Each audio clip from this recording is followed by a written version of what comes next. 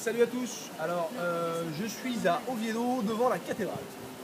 Qu'est-ce que j'allais vous dire? Alors, si c'est une petite vidéo spéciale dédicace à toi, ma douce, parce qu'aujourd'hui, dans cette vidéo de l'enquête, je vais vous parler des cellules eucaryotes.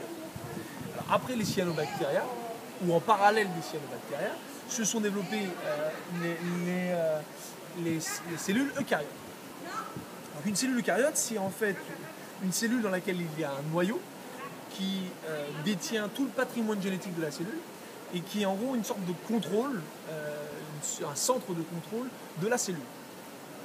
Donc cette cellule, le principe de cette cellule, c'est de récolter comme énergie les substances dont certaines bactéries n'ont plus besoin. Donc certaines bactéries rejettent des éléments dont elles n'ont pas besoin, et la cellule eucaryote, elle mange ces substances-là. Et donc, au fur et à mesure qu'elle veut manger ces substances, elle se rapproche de la bactérie qui émet ces substances. Et à un moment donné, la cellule ingère la bactérie. Et donc là, commence un échange win-win entre la cellule eucaryote et donc la nouvelle bactérie qui s'appelle qu'on appelle mitochondrie, je crois. Et en fait, la bactérie, elle, va devenir une sorte de module de production d'énergie, et la cellule, elle, va lui offrir la protection. Et donc en fait, les cellules eucaryotes, ce qu'elles vont faire, c'est qu'elles vont ingérer différentes mitochondries. Certaines vont servir à la protection de la cellule ou au renforcement de la cellule, d'autres vont servir au nettoyage de la cellule, d'autres à la module énergétique de la cellule, etc. Donc on commence à avoir une cellule qui commence à être beaucoup plus complexe avec des modules spécialisés.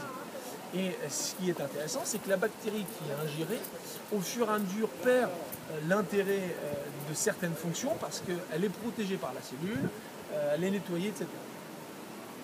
Et alors ce qui s'opère au bout, là on est en grosso modo moins 2 milliards d'années, et puis au fur et à mesure de l'évolution, autour de moins 1,5 ou moins 1,2 milliard d'années, il y a un moment où une cellule eucaryote va ingérer une cyanobactéria.